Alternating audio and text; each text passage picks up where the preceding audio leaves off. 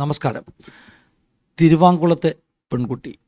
ഇന്നലെ വരെ അവൾക്ക് പേരുണ്ടായിരുന്നു, മുഖമുണ്ടായിരുന്നു.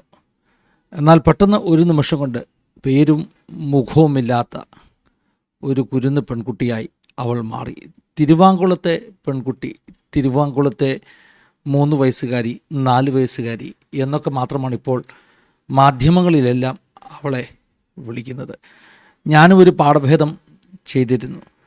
കഴിഞ്ഞ ദിവസം അവളുടെ അമ്മയുടെയും അവളുടെയും ഒക്കെ പേര് പറഞ്ഞ് ഒരു ടൈറ്റിൽ, ഒരു തമ്പനെയിൽ ഒക്കെ ഉണ്ടാക്കിയാണ് ആ വിഷയത്തെക്കുറിച്ച് ചർച്ച ചെയ്തത്. പക്ഷേ അർദ്ധരാത്രിയിൽ തന്നെ ഞാൻ ആ ഒരു തമ്പനെയിലിൽ നിന്ന് അവളുടെ മുഖം മായ്ച്ചു, അവളുടെ പേര് മായ്ച്ചു. കാരണം ഇനിയും അവൾക്ക് മുഖമില്ല, അവൾക്ക് പേരില്ല. പീഡനത്തിന് വിധേയമായതുകൊണ്ട് ഇനിയും ആ കുട്ടിയുടെ പേര് പറയുവാൻ, ആ കുട്ടിയുടെ മുഖം കാണിക്കുവാൻ നമുക്ക് കഴിയില്ല. എന്തൊരു ദാരുണമായ, വേദനിപ്പിക്കുന്ന അവസ്ഥയാണ്. കഴിഞ്ഞ ദിവസം ആ കുരുന്നിനെ അമ്മ വെള്ളത്തിലേക്ക് എറിഞ്ഞു കൊന്നു എന്നൊക്കെ കേട്ടപ്പോൾ അമ്മ കൊടും കുറ്റവാളിയായി മാറി. അച്ഛന് നേരെ സഹതാപത്തിൻ്റെ കണ്ണുകളോടുകൂടെ നമ്മളൊക്കെ നോക്കി. പക്ഷേ ഇന്നലെ വൈകിട്ടത്തോടുകൂടെ പെട്ടെന്നാണ് കാര്യങ്ങൾ തിരിഞ്ഞു മറിഞ്ഞത്. ആ കൊച്ചു പെൺകുട്ടി ക്രൂരമായി ബലാത്സംഗം ചെയ്യപ്പെട്ടു, പീഡിപ്പിക്കപ്പെട്ടു എന്ന് കേട്ടപ്പോൾ അമ്മയോട് സഹതാപം. ഇനിയും ഇതൊക്കെ അറിഞ്ഞിട്ടാണോ അമ്മ അവളെ വിമോചിപ്പിച്ചതാണോ അവളുടെ പീഡാനുഭവങ്ങളിൽ നിന്ന് എന്ന് ഒരു സഹതാപ കണ്ണോട് അമ്മയെ ആളുകൾ നോക്കുവാൻ തുടങ്ങി. അച്ഛനെയും കുടുംബക്കാരെയും എല്ലാം ആളുകൾ പകയോട് നോക്കുവാൻ തുടങ്ങി. എത്ര പെട്ടെന്നാണ് കാര്യങ്ങൾ മാറി മറിയുന്നത്. എന്താണെങ്കിലും കൊടും ക്രൂരതയാണ് ആ കുട്ടി നേരിട്ടത്. ശാരീരികമായി നാളുകളായി ആ കുട്ടി പീഡിപ്പിക്കപ്പെടുന്നു.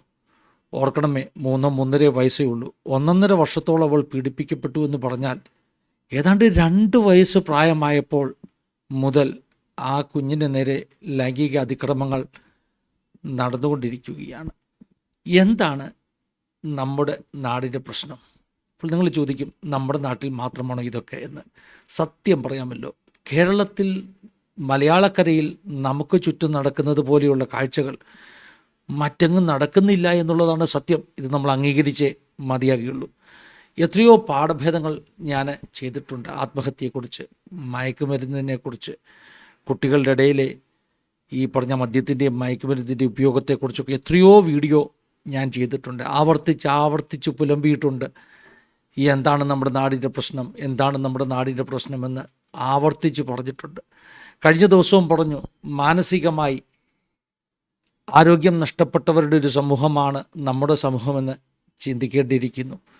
ഭ്രാന്തന്മാരുടെ നാടെന്ന് ശരിക്കും വിളിക്കുവാൻ പറ്റുന്ന ഒരു സമൂഹമായി നമ്മുടെ നാട് മാറിയിരിക്കുന്നുവെന്ന് കഴിഞ്ഞ ദിവസവും പറഞ്ഞു. ഇത് സത്യമാണ്, സത്യം മാത്രമാണ് എന്ന് പിന്നെയും ആവർത്തിച്ച് പറയേണ്ടിയിരിക്കുന്നു.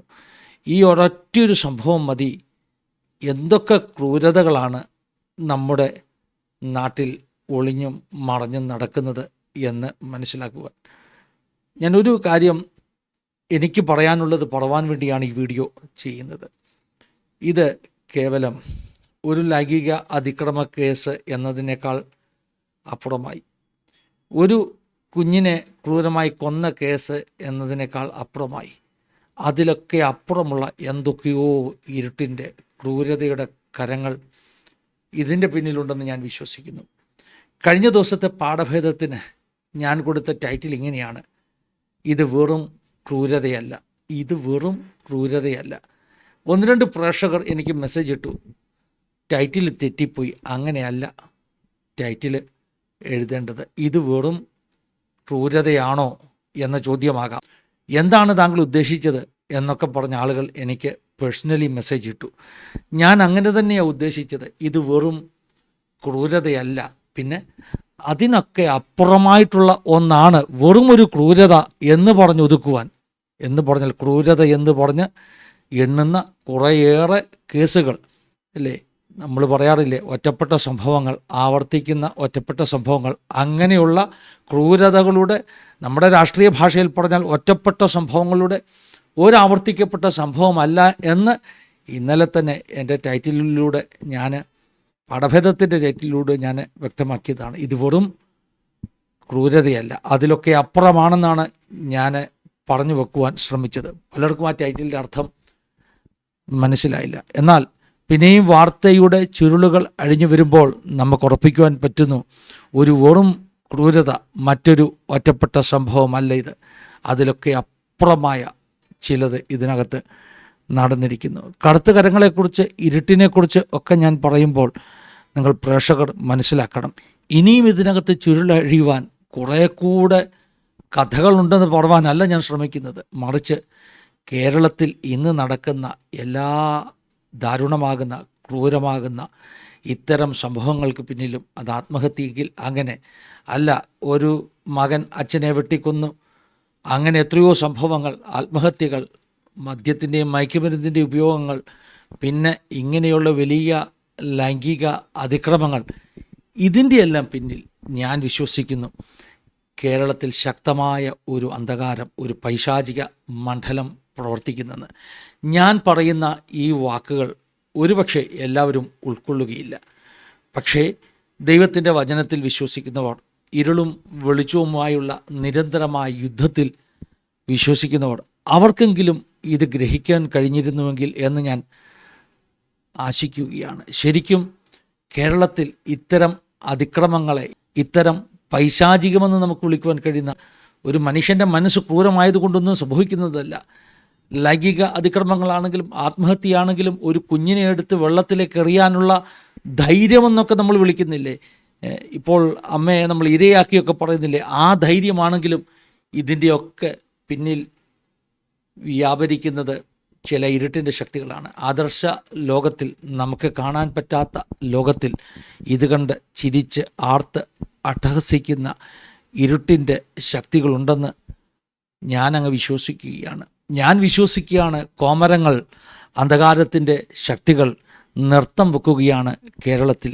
ഇരുട്ടിൻ്റെ സാത്താന്യ പൈശാചിക ഭൂതാത്മാക്കളുടെ ശക്തികൾ ഈ ഓരോ സംഭവങ്ങൾ നടക്കുമ്പോഴും അവർ നൃത്തം വെക്കുകയാണ് കേരളത്തിലെന്ന് ഞാൻ വിശ്വസിക്കുന്നു. കുറഞ്ഞ പക്ഷം ഈ ആത്മമണ്ഡലത്തെക്കുറിച്ച്, ഇരുട്ടിൻ്റെ സാമ്രാജ്യത്തെക്കുറിച്ച് അല്പമെങ്കിലും ബോധ്യമുള്ളവർ ഇത് മനസ്സിലാക്കണം. വെറും വാക്കുകൾ പറയുകയല്ല. പണ്ട് മദ്യപാനത്തെക്കുറിച്ചൊക്കെ സംസാരിക്കുന്ന ഒരു സമയത്ത് ഞാനിത് വളരെ ശക്തമായി 1-2 മീറ്റിങ്ങുകളിൽ ഞാൻ പറഞ്ഞിരുന്നു, ഇതിൻ്റെയൊക്കെ പിന്നിൽ വ്യാപരിക്കുന്ന ഇരുട്ടിൻ്റെ ശക്തികളുണ്ട്. ദൈവമക്കളെങ്കിലും ദയവായി അത് തിരിച്ചറിഞ്ഞ്, നമുക്ക് പോരാട്ടമുള്ളത് ജഡരക്തങ്ങളോടല്ല, വാഴ്ചകളോടും അധികാരങ്ങളോടും ഈ സ്വർലോകത്തിലെ ദുഷ്ടാത്മ സേനയുമായിട്ടാണെന്ന് തിരിച്ചറിഞ്ഞ് ഒരു ആത്മാവിലുള്ള പോരാട്ടത്തിന്, ആത്മയുദ്ധത്തിന്, പൈശാചിക മണ്ഡലത്തിനെതിരെയുള്ള സ്പിരിച്വൽ വാർഫെയറിന് ഒരു കൂട്ടം ദൈവമക്കൾ എഴുന്നേൽക്കേണ്ടത് ആവശ്യമാണ്. ഇതൊരു വെറും മുന്നറിയിപ്പായി പറഞ്ഞു വിടുവാനല്ല ആഗ്രഹിക്കുന്നത്, മറിച്ച് ഇത് അന്ധകാരത്തിൻ്റെ മണ്ഡലത്തിനെതിരെ ദൈവകൃപ പ്രാപിച്ചവരുടെ യുദ്ധപ്രഖ്യാപനമായി പറയണമെന്നാണ് ആഗ്രഹിക്കുന്നത്. ചിലരെങ്കിലും സ്വീകരിക്കട്ടെ, ആത്മാവിൽ പ്രാർത്ഥിക്കട്ടെ. അത് ദേശത്തെ വ്യത്യാസപ്പെടുത്തും. ദൈവം എല്ലാവരെയും സഹായിക്കട്ടെ. God bless you all. Have A wonderful time.